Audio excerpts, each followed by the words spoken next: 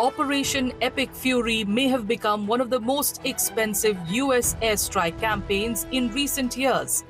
According to a report by the Congressional Research Service, at least 42 American aircraft were damaged or destroyed during strikes targeting Iran that began on February 28th. These include fighter jets and drones. The report notes that the numbers could still change as some information remains classified and combat assessments are still ongoing. The findings were compiled using Pentagon and U.S. Central Command statements along with media reports.